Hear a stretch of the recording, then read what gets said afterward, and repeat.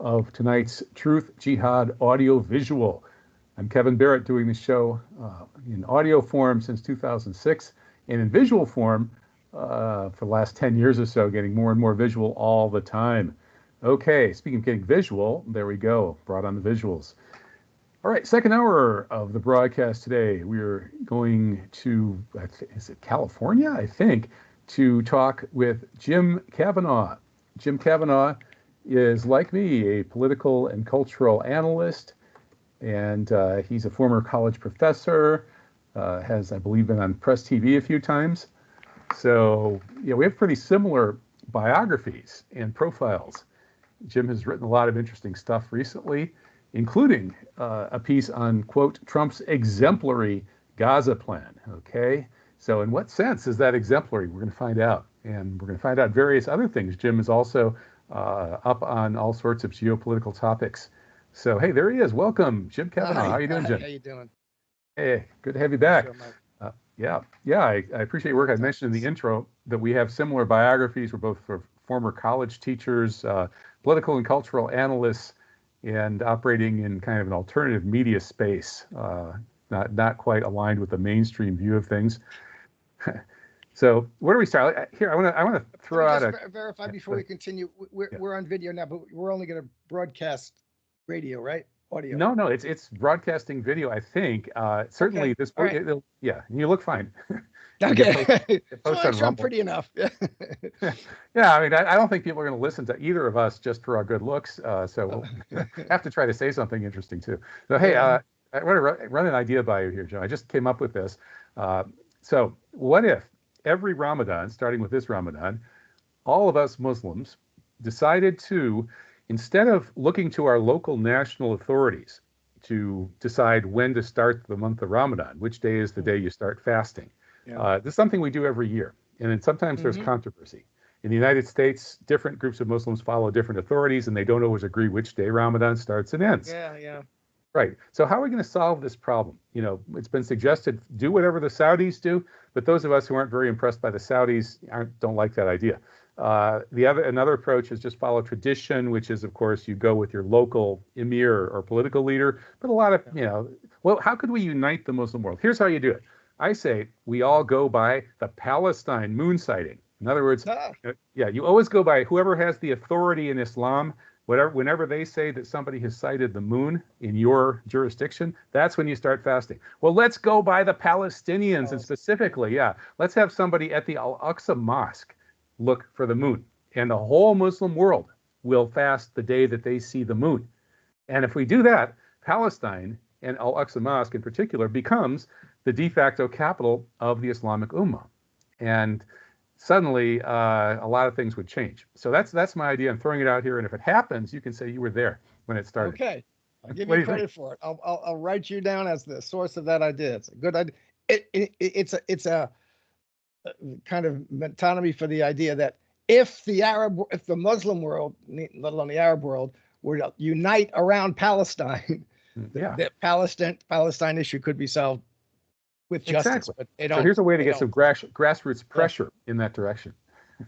I hope the King of Morocco doesn't get mad at me for saying this, because he's the one who decides when Ramadan starts here, or his people do. But anyway, so moving on from there, not very far though, over to Gaza. You wrote a piece on Trump's exemplary Gaza plan, and it's kind of, it's painful, but you're claiming that everybody's, including me, says, well, this is ridiculous. I mean, this plan is not only evil beyond belief, but it's also like unrealistic beyond belief. It's like, what is this guy smoking? Is he on like a bad PCP trip? But you pointed out that all the other possibilities are highly unlikely too. So, that's a kind of a frightening conundrum, isn't it? It is extremely frightening. Yeah, I mean, you got this character with Trump who is, that video yesterday, day before of Gaza. It's just, these are things that are so bizarre and ludicrous and lunatic that it's hard even to know how to respond to them. That Gaza video he put out, you're going to turn Gaza into Trump into Las Vegas with he and Netanyahu sitting at the poolside. Anyway, so and when he came out with his Gaza plan, it's like, what are you talking about? This is ridiculous. But you know what? What he's saying is the most blatant version and most ridiculous version of what is happening. Is happening. And what Netanyahu wants. It's the plan. It is the plan from the beginning. It's Netanyahu's plan is we're going to kill or expel, exterminate or expel most of the Palestinians, if not all of them, just like we did in 1948. We did it before. The world accepted it. We're doing it. We're going to do it again, and the world will accept it, and the world is accepting it. So, you're going to do it over a year or over 6 months or over 20, 48 years, or 70 years, but that's what they want to do. So his plan is a kind of gross, grotesque, blatant version of the plan that's actually in motion. And who has the alternative? And, and it's bizarre because on the other hand, this is what Trump is a real wild card because you saw in that video that he put yesterday, that little thing he put out yesterday on his Truth Social, really, he is motivated by profound narcissism that defies all kinds of rational political considerations. And he doesn't understand the extent to which it defies all political consideration. But so the fact is, I think it's true that he got this ceasefire in a way that Biden would not have, or how Kamala Harris would not have. The Israelis seem to think so. Israeli press seems to think. Witkoff went over and made them. And it's been maintained so far. So now you're getting to a inflection point in the ceasefires. Phase 2 of the ceasefire calls for Israel to do some really things they don't want to do, take troops out, and I don't think they're going to do it. So from my understanding of the whole history of the subject and of the Zionist, project, I don't think they're ever going to give up control of Palestine. The whole project of the Hamas, not just Hamas, but the Palestinian resistance is we're not going to give up control of Gaza. Let's just put Gaza for a second. We're not going to give up control of Gaza. So that's the fundamental contradiction. Donald Trump seems to think he can kind of deal his way out of that in some way or whatever. But, we're still in that. And that's what's happening. What's happening is the Palestinians of Gaza are being exterminated. And the Israel is saying to the world, watch us. We're killing them all. You're not stopping us. You want to stop it? We don't want to kill these people. You should take them. Take them away. Be nice. Take them away. And that's what it's going to be, humanitarian immigration.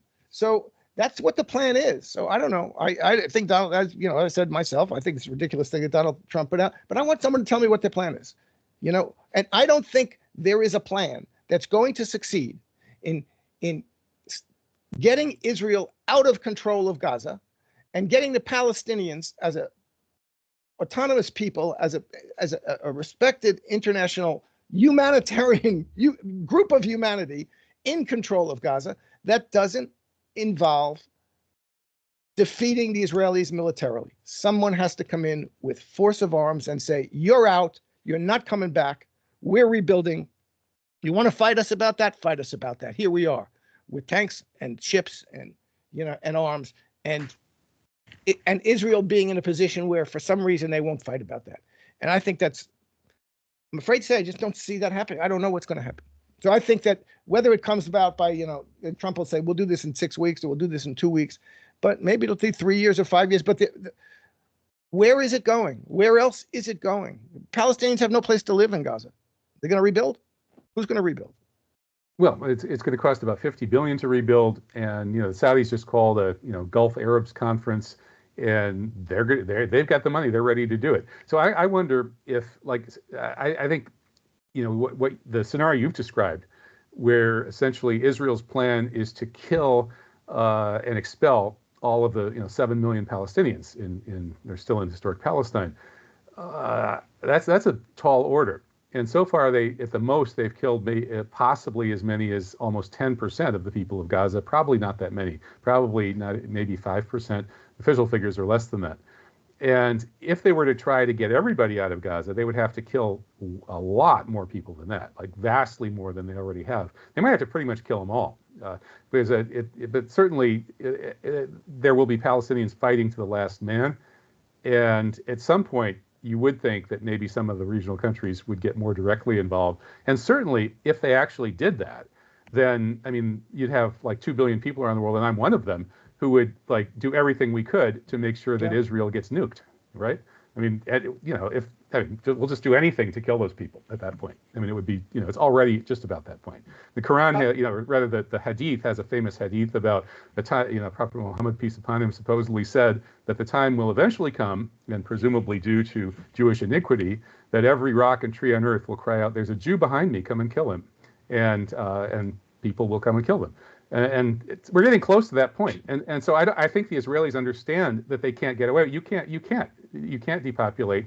You can't murder 7 million people, or murder 6 million, magic number, and expel 1 million. You can't do it. It's not going to work in today's world with 2 billion people who see Palestine as their central holy land. So, or actually more than that. Add the Christians, 5 billion people, but most of the Christians are brainwashed and stupid. So anyway, I don't see that as realistic. So what I think is probably really going on is that this is pressure, that Trump's delusional nonsense, which is, as you say, basically a bad acid trip version of Bibi Netanyahu's dreams, is what that's all about. Is, as they've said, actually directly, not Trump himself, but I forget which of his, I think it was Rubio, said that, well, if you Arabs, have a better plan, we're happy to hear what it is. And the Arabs immediately responded with, oh, here's what the better plan is. We got 50 billion right here in our hands to rebuild Gaza. And then we get back on track for the two-state solution, okay? And some of Trump's people probably are thinking that, well, that's the best way to go. And some of the pro-Israel people too, because again, if Israel even really tries to finish this genocide job, they're obviously signing not only their death warrants, but the death warrants for an awful lot of Jews elsewhere as well. Well, yeah, that's a very good point. But I sit here and I say to myself, a year and a half ago, if someone had said the Israelis are going to kill 500,000 or say 200,000 people in Gaza and level the place, destroy every hospital, every university, every school, kill doctors in their homes with their families, teachers in their homes wait till they get home and murder the whole family, and the world is going to sit by and watch that for 15. They won't let it. Couldn't do it. It wouldn't happen. We wouldn't let it happen. Someone's going to step in. It happened. We've already seen a Holocaust that's horrible, and it happened. Nobody stepped in. Okay, so, and they could have. This is the point. Turkey, Saudi Arabia, Russia, some combination of countries could have said, we're going in to reconstruct. We're not arguing with you, Israel, about Israel. We're not arguing with you about Zionism. We're going in to stop this, what's going on in Gaza, and begin the reconstruction. And we're going in with military forces. And that Israel would have been in a tough position then. What do you want? What are you going to fight us to prevent us from reconstructing Gaza? So, yeah, I agree with you. It's almost impossible to conceive that this is going to happen. But you don't have to kill 6 million people. Look, Gaza. Say 2 million people left in Gaza. They've already killed. But Ralph Nader says 300,000. I think it's probably at least 300,000. At least 100,000 killed, probably 300,000 killed and injured. So they're going to kill 500,000. Can they do that? I think they can without anybody intervening. And the other side of the coin, you've got Palestinian families who have no place to live. 6 children froze to death 2 nights ago in Gaza. You're going to go to them. Someone's going to step up. Canada, Europe, they like immigrants. They want to be humanitarian. They don't want this to happen to the poor Palestinians. Come live with us. We'll take 100,000. We'll take 50,000. And Gazan families who are sitting there, their children freezing, they are going to start to go. Why wouldn't they? You can't blame them. What's Hamas going to do? Start shooting the families that leave? So, and once that ball starts rolling, I'm talking the way they're thinking, you know what I mean? Where the Israelis are thinking, once that ball starts rolling, what's 10,000 or 50,000 Gazans have left for other countries, Australia, all the nice countries that are going to take the poor Gazan people, then there's going to be a snowball rolling. Then you don't have to get rid of all 2 million, get rid of 1.5 million. And I don't know. I think this is nuts, but I can't sit here and say to myself, that's not going to happen. I really can't. And the fact is, again, if anybody was going to, Israel has nuclear weapons, and they have nuclear weapons not to use against the Palestinians. They've said it. They have nuclear weapons to use against any country that intervenes on behalf of the Palestinians, to use against European. They've said it. Europe, we can hit Rome. We can hit Paris. So, and anybody who steps in to really stop the Zionist project in its tracks and say to it, okay, now the Saudi plan, the Egyptian plan, still, who's going to control Gaza? Who is Israel going to be forbidden? Someone's going to protect Gaza from being blown up again in 2 years when Israel decides. Who's going to do that? So if someone is capable of stepping in and saying to Israel, and I agree, and one of the things I wrote in my thing, this is going to become the spur for a new push for a two-state solution, which is going to be resisted by Israel above anybody else. So if some power or powers were to step in and say, this is it, Israel, Zionism is over in Green Line Israel. That's it. You're not going to get Judea and Samaria or Gaza. You're not going to get Gaza. Let's just stick with Gaza. You're not going to get Gaza. Okay? And you're not going to control it. Get out. So Israel's going to sit down and take that from whom? Who's going to force that? Any country in the world, the United States, Russia, Turkey, Saudi Arabia, who does that and really goes in with a force to enforce that, is going to know that Israel will nuke them if they come close to succeeding.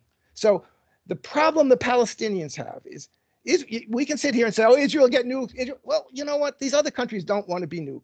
The problem the Palestinians have, and put it in a nutshell, what country in the world will risk getting nuked by Israel to support the Palestinians? Mm-hmm. And I can't name one. Right. I wonder if Iran would be the only one, but even I think they'll back off rather. Yeah. Iran has built up a pretty powerful missile force that could level a lot of Israel. Yes. But I think that, the United States actually has a Jewish leadership that's split on this. That is, I think probably the majority of the American Jewish leadership recognizes that this total extermination plan that you're talking about would be the death knell for Israel and really, really bad for the Jews. I mean, even Thomas Friedman, says that. So he says Netanyahu is not only the worst leader in Israeli history, but the worst leader in all of Jewish history, which is saying something.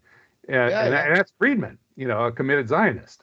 And so I think that actually the American Jewish leadership it's quite possible that they, working with Trump, might force Israel to accept some kind of two-state solution or back to the two-state solution track. Now, maybe Israel's going to threaten to nuke the United States.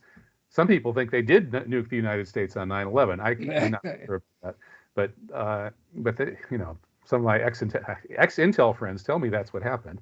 I don't know. But whether they would be like nuking DC or anything like that, I don't think so. See, the thing is, I'm not even sure that Israel really wants to do a nuclear thing with Iran. Whether or not Iran actually has a couple of nukes or not presumably would have been purchased from Korea or something. I don't know. But even without that, Iran can pretty much, level a lot of Tel Aviv. And so Iran would suffer a lot more damage. But proportionally, Israel would actually perhaps suffer more damage. Israel is very small and compact. And because Israel is small and compact, if it wants to run around actually nuking people and the people nuke back, Israel is gone and the other country is still there. So I think it's kind of an empty threat, actually. Well, yeah, no, I agree with that 100%. Israel is weak in that sense. They depend entirely on the nuke. We're going to nuke you, because they couldn't win a war with a serious military power in a ground war, certainly. So, and Iran can defeat them. I think even without nuclear weapons, they can destroy the country. And that's the other fundamental weakness of Israel is the settlers will leave. People didn't go to settle that as privileged Jewish settlers in Israel in order to be constantly under threat, or constantly going to the army, or constantly having to leave their homes and never going back, because there are certain regions so unless that you can have a nice, comfortable life as mastery over the Palestinian savages, you don't want to live there. You have other places you can live, and that's the fun, and that is what's going to undermine Zionism. And I think you're right about what's happening in the United States. And this is the key. And I wrote an article about that called The Wall, right? The Wall is somewhere in the title of the article. That in the United States, since October 7th, famously, first time in my life I can recognize it, a real anti-Zionist movement has arisen.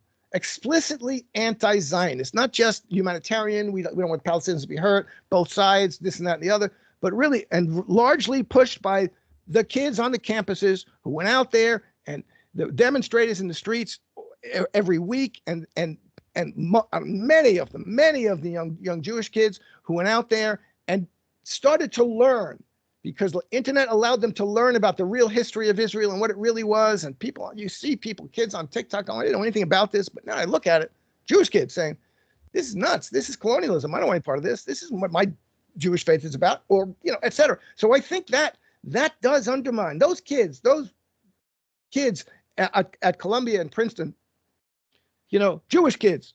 They have wealthy Jewish donor parents, and those Jewish donor parents can't, it's kind of like what happened in Vietnam, which I did go through with my own parents. And so you change the minds of those people, now you've got something going in the United States.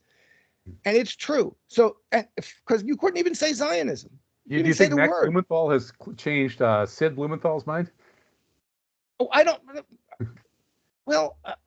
know, but that's one person. I'm saying on a social level, is something happening? It's certainly the case that there are a million more Max Blumenthals, younger kids, 10 years younger than him, right? So that's the case. You know what I mean? That's the problem. And some of them are going to change their parents' minds. And some of those parents might actually be influential donors to Republican and Democratic campaigns and have an influence on it. I don't know. Where does Steve Witkoff's kids go to school? You know what I mean? Yeah. So this is because he's the one who went over there and told Netanyahu, no, I'm not waiting for you to do your Shabbat. It's a Sabbath. I can't talk to you. And he said, Sabbath. Yeah, exactly. And he said, no, you're coming right now. And so I don't know what that's about. But anyway, but what I'm saying is, I do know that in the country, you can have a discussion about Zionism. I mean, even there were left websites where you'd write an article about Zionism and say, you really want to use the word Zionism? I mean, they want to avoid I remember the word that. Zionism. I got censored over that. Yeah. Yeah. So this is now kids are thinking not just in terms of humanitarian. Everybody has to have peace. The Palestinians should not have a nice life, and there's two sides to this, and everybody's suffering. Now people that politically aware, young people certainly, and up into the 40s and 50s are saying, "Oh, this is colonialism. This is bad. I didn't realize how bad it was." So that happening in the United States is a very powerful, which is why they're going to go after it. They just announced today. Yeah. The DOJ is going to go after anti-Semitism. With hate crime laws. Somebody said something about multiple-year prison terms for Hamas supporters, and my wife was joking to me about that because, like in October of 2023, I published this long, detailed article, "Why I Support Hamas and You Should Too," was the title, I wrote an article about this. Trump said it before he was elected. He said, "Oh yeah, we're going to have free speech. We're going to have free speech, but we're going to have more surveillance and repression against people who support terrorism, and that they're going to replace misinformation with terrorism as the excuse, the free speech exception, and supporting terrorism. Which means you don't have to go out and shoot anybody. You just have to say, I support Hamas or I support the Palestinian resistance. Then you're supporting terrorism. Now we're going to crush that. And that's what they're going to do. But let me continue the point I was making before, which is that yes, this new wave of anti-Zionism, which I think that's why I use the metaphor of the wall. It's broken through the wall of talking about Zionism. One of the first rule of Zionism is nobody talks about it. But now you talk about it and you critique it and you can critique it directly. And it's happening in the United States. There's an anti-Zionist movement that is new and growing as an explicitly anti-Zionist movement.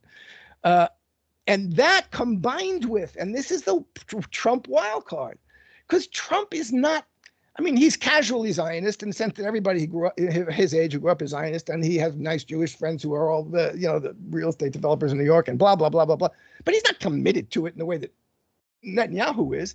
And if he sees a chance to become the guy who solved this problem, he'll take it. Maybe his ego would love that, wouldn't it? Yeah, and if he gets if that would be the two-state solution. Donald Trump may be the guy who gets the two-state solution. But wait a minute.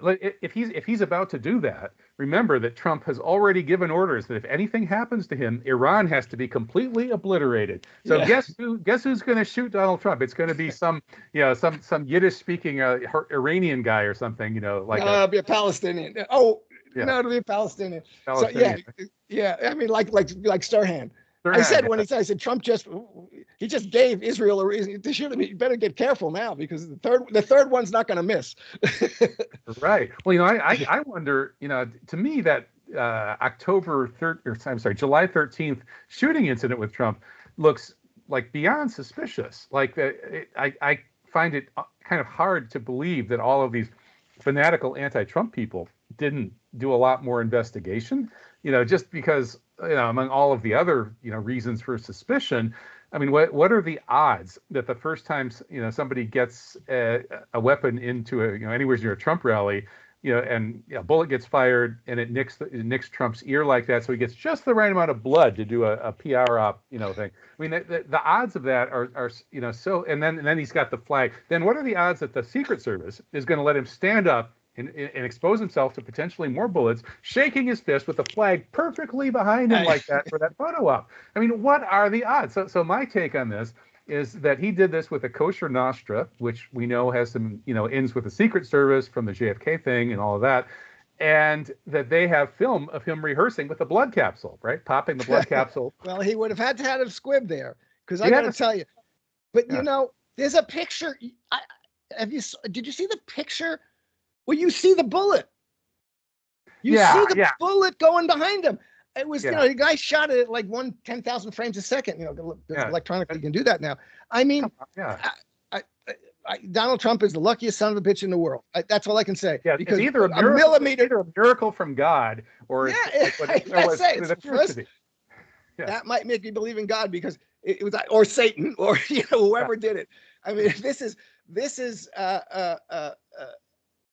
And I'm completely open to the possibility. No problem with me believing this was a setup by Trump in some way, shape, or form. But I got to say, after watching those pictures, those images, those photos, seeing that bullet whizzing by, this guy is the luckiest son of a bitch. And the bullets hit people.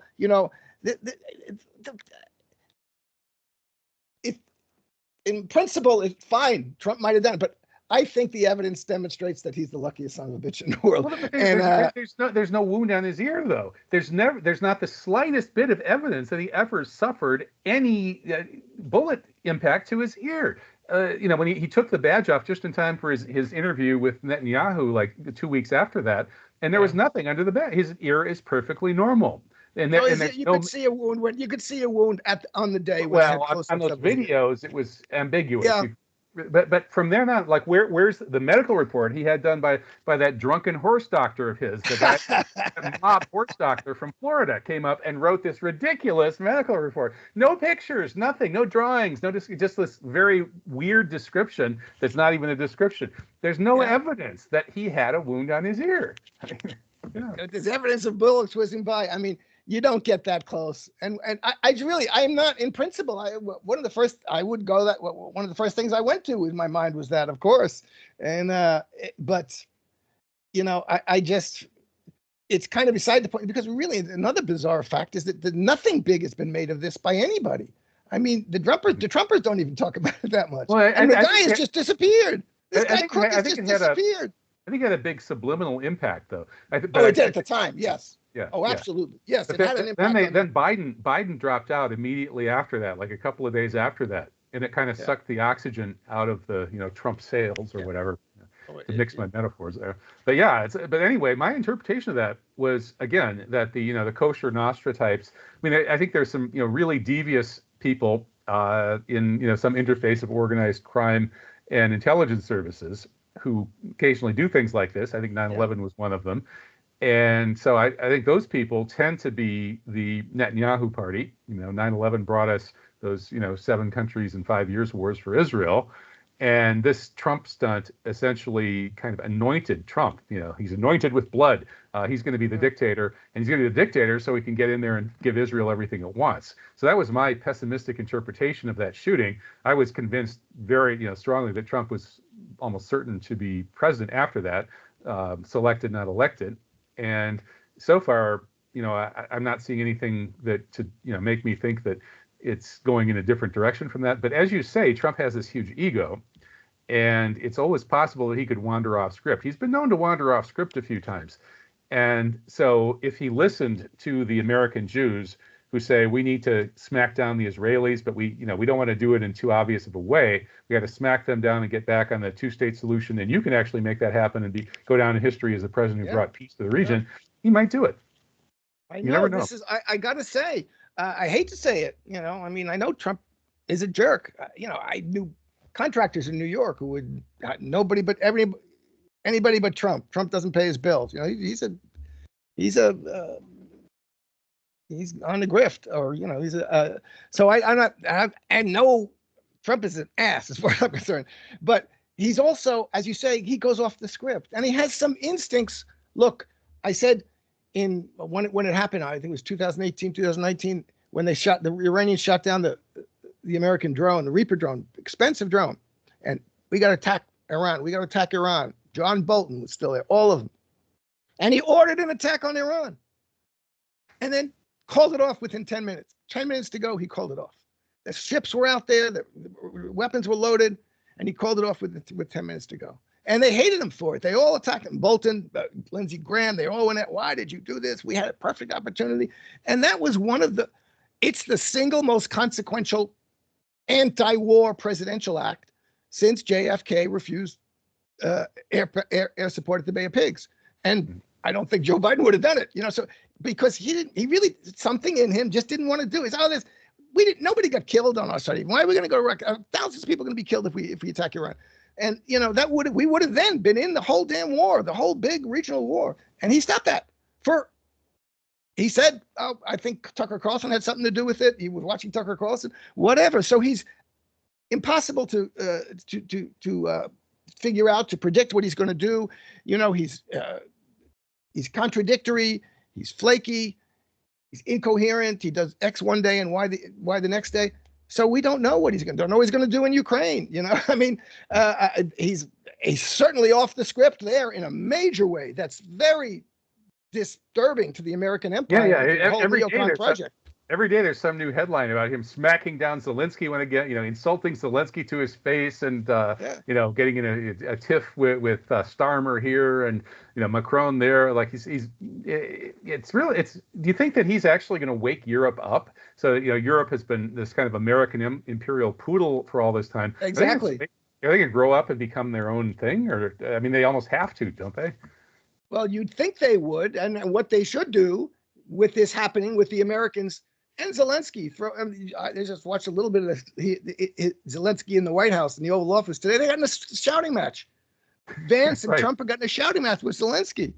He's telling Zelensky, "You're not in a very good position here. You don't have any cards." and so and the Europeans are being kicked to the curb. So all these little poodles are being kicked to the curb. And they got to say, well, if you can do one of two things, you can say, oh, he's a jerk and blah, blah. Or you could say, why were we poodles to this country for 30 years? Why were we going around doing things that destroyed our infrastructure? Who blew up Nord Stream? How did that help us? German industry, etc. So if they were smart, if they were real independent countries, they'd say, you know what? It's right. Russia's a big country. It's got a lot of all the natural resources. We should talk to Russia. Out Trump. Go talk to Russia. Go talk to China. Stop the baloney where you're tailing around the Americans. But they won't. I don't think they'll do that. That's what they should do, but they won't. But I don't think so. A couple of them might. This is going to be the breakup of NATO and the EU as a political force, which was essentially the front office of NATO for the last 15 years. So that's going to break up anyway, what Trump is doing. And the thing about Trump is he doesn't care. I mean, he's got a fixation, which is at least half right about this, about, it's in his mind, we should get paid for this. We spend too much money on it. We're not getting anything out of it. It's all economic and transactional in that sense. But he's stops the war in Ukraine, walks away from that. It'd be the smartest thing he could do. Blame it on Biden. This wasn't mine. Even though it was his to a certain extent, he did. But he can politically get away with saying Biden did all this. I have nothing to do with this, and walk away from it. No, you guys figured it out. You figured it out with Europe, and that would be smart. It would be very smart politically. But I don't. The pressures against him doing it would be like calling off the strike on your own. Except the pressures here for him doing that are a lot more, but he seems to not care about it. Again, it's not for him. He's not making all the super intelligent geopolitical strategic calculations. He's at least 80% of what he's saying is, how is this going to work out for me? Is this going to make me into a hero? Is it possible that, he's obviously really erratic in sort of his blurt outs and his, his tweets and that kind of thing.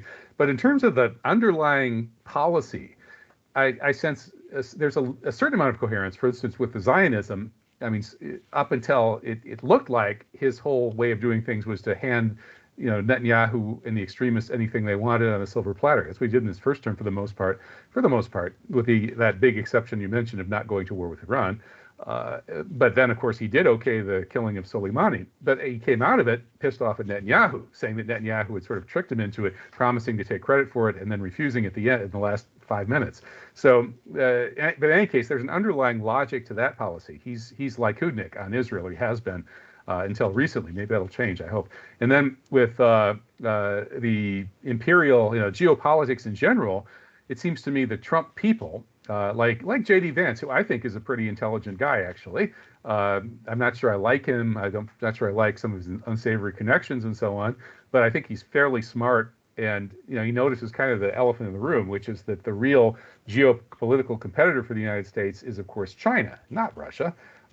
And that the United States has wasted its substance doing totally counterproductive things. The $8 trillion 9/11 wars on Israel's enemies was a total loser for the United States geopolitically.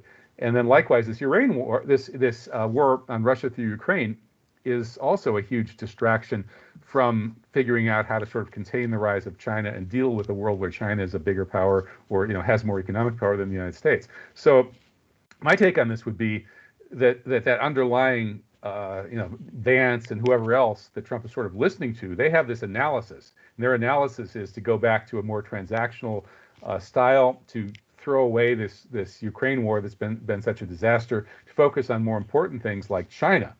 And then, of course, some of Trump's people are the extreme Zionist lunatics, want to focus on finishing off the job with Iran, of course, too. So anyway, I think there's a method to the madness. But I don't think it's going to work. I think that I don't know if you've read Alfred McCoy, The Politics of Heroin in Southeast Asia. Yeah. He was a colleague of mine for a while at University of Wisconsin, and I think he's done some pretty astute analyses since then. And he and many others, of course, make this establishmentarian argument that the American empire has profited through these institutions that Trump is trashing and destroying, whether it's trade treaties like the Asian trade treaty that Trump tore up in the first term, whether it's NATO, which he threatened in his first term and he may be busting up now, that all of these elaborately constructed international institutions, the World Court, the ICC, the ICJ, all this stuff, the United Nations and the World Health Organization, all of this stuff. USAID, exactly. Yeah. I mean, this is how the U.S. empire runs the world, and Trump is blowing it up. Blowing it up. I know. I don't think he understands it. I don't think he cares about it that much. He's got little memes in his head. And they're going on with the USAID as a communist organization and blah, blah, blah. Communists are running the world through the USAID. What are you talking about? I mean, it's a regime change operation in every country. So but I don't see the consistency. The consistency there. There are people around him who have consistent lines. And this is the thing with Trump. Ultimately, Trump, that because of his inconsistency and his narcissism, he's a weak politician. He doesn't have his own line, so to speak, except himself. So He gets pushed to do things by people around him whom he respects. He says, "Oh, this guy's a tough guy." Elon Musk, "Oh, he's wealthy and tough, and he's a tough guy, and I like him." So he likes Putin. "Oh, he's a tough guy, and I respect that."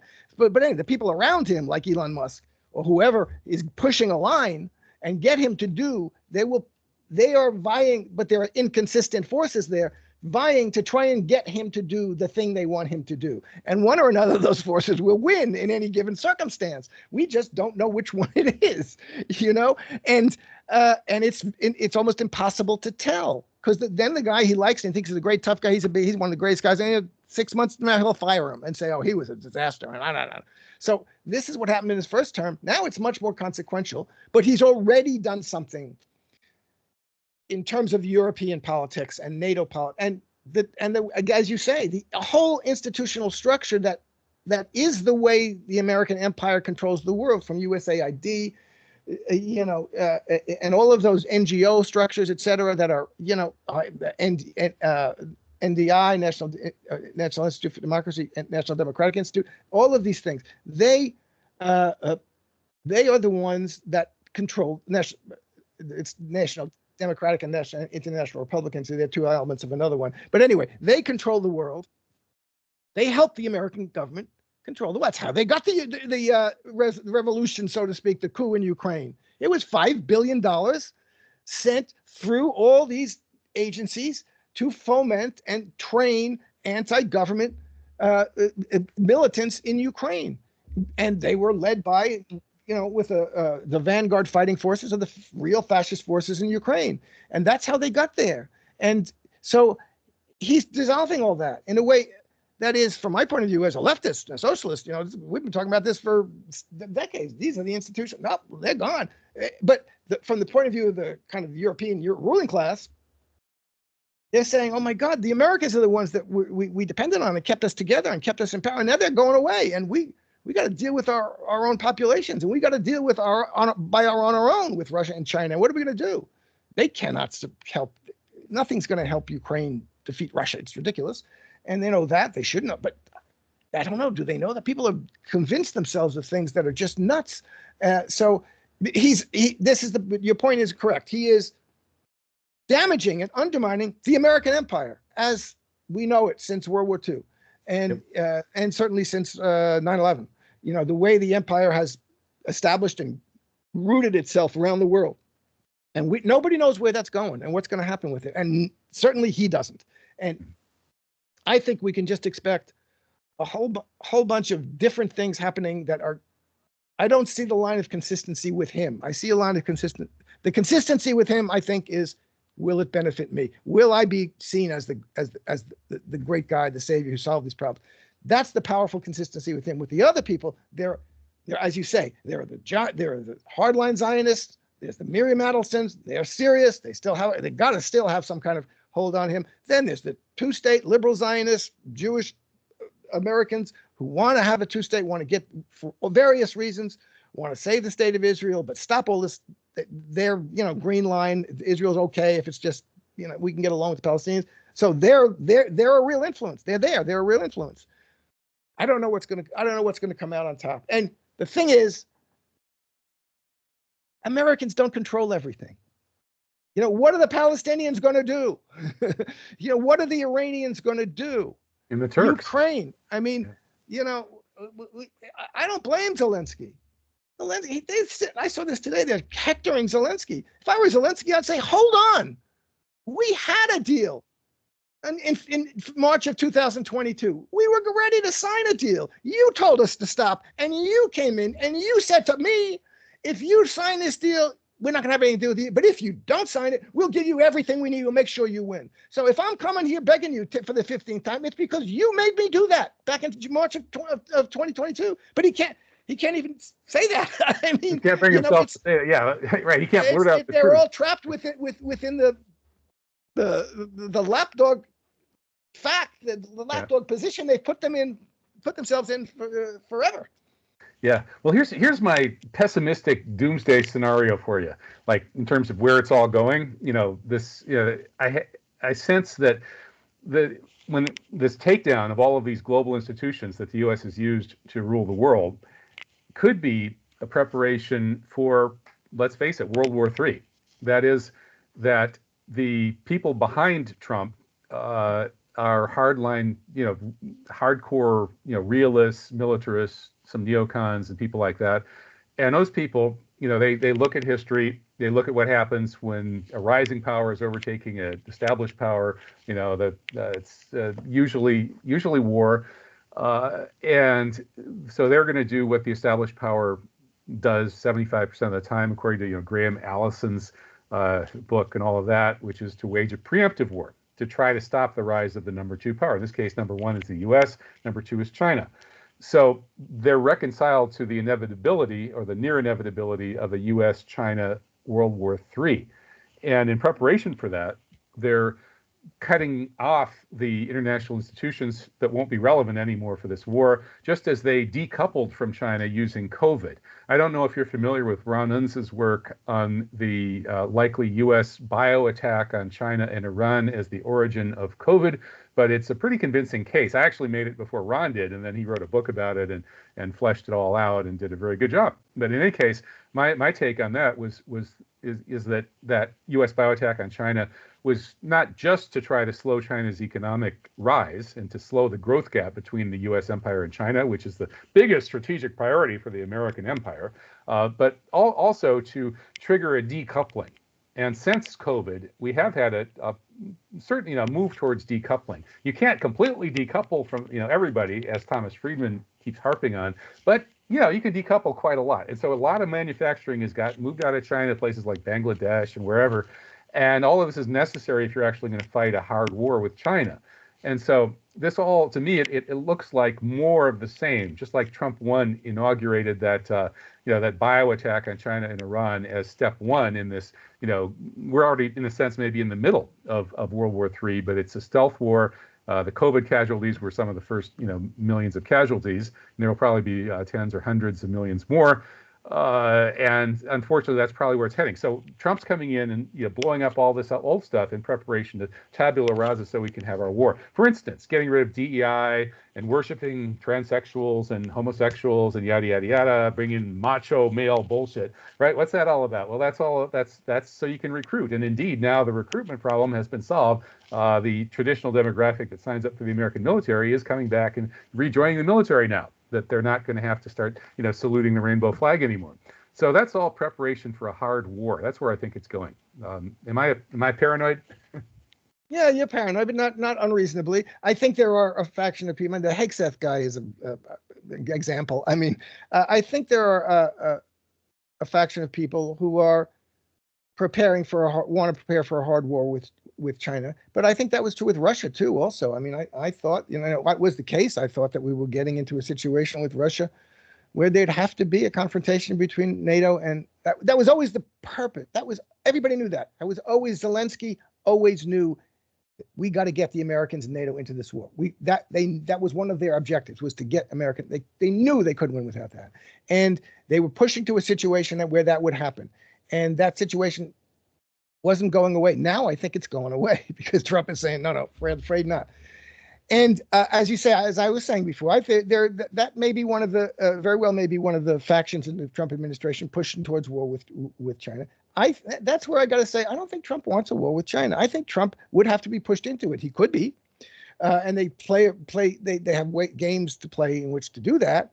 Mainly, it would be economic. We're going to get something. We have to get something. But I think he's going to avoid. I think Trump really, in some instinctual way, doesn't want to get. He doesn't want to be blamed for a war. He doesn't mean the guy who got a war going.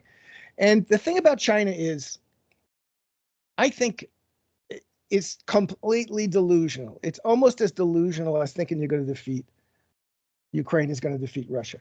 Yeah, I agree. China is. There's a YouTube channel I really suggest everybody, and I, as a Marxist and a socialist, watch this guy. He's a businessman in China who's lived there for at least a decade.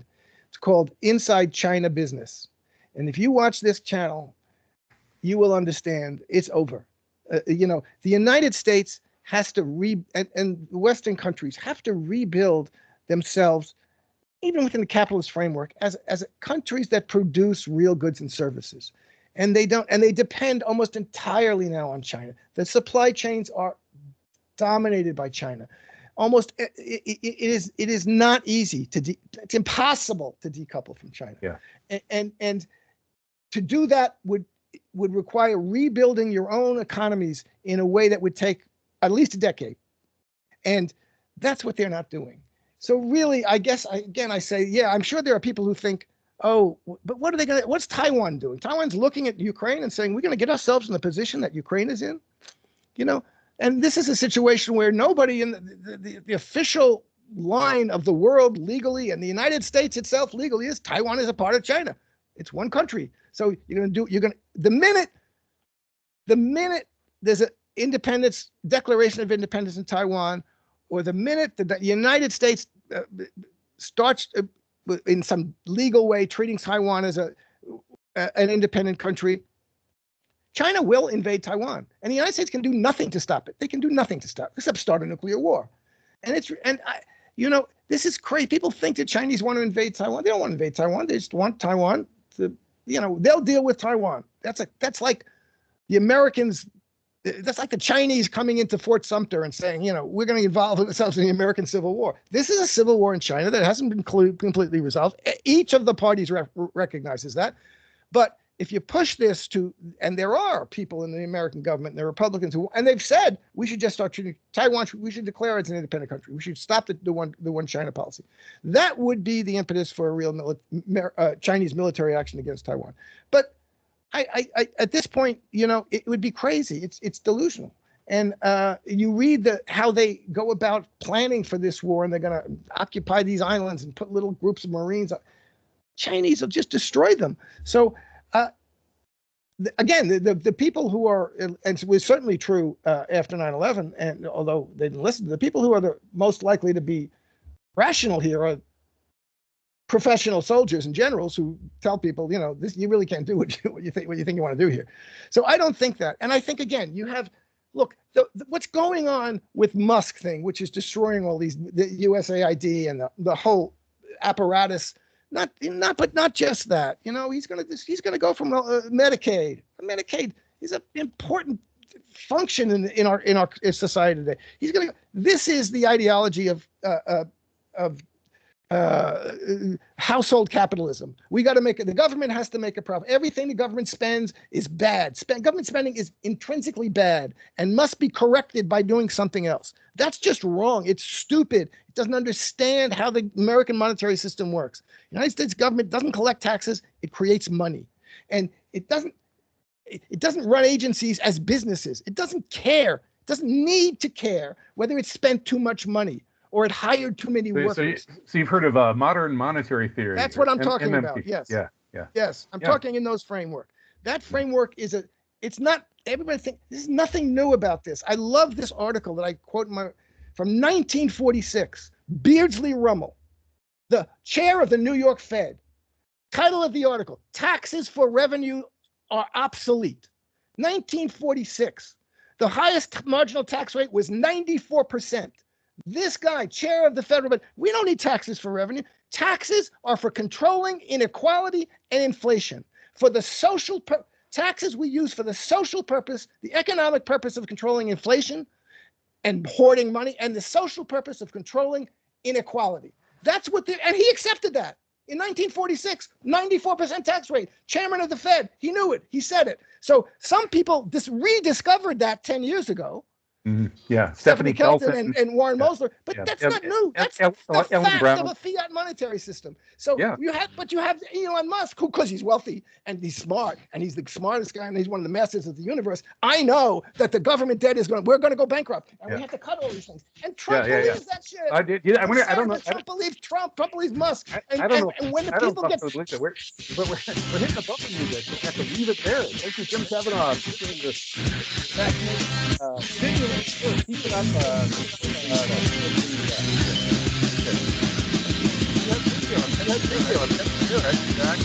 Back.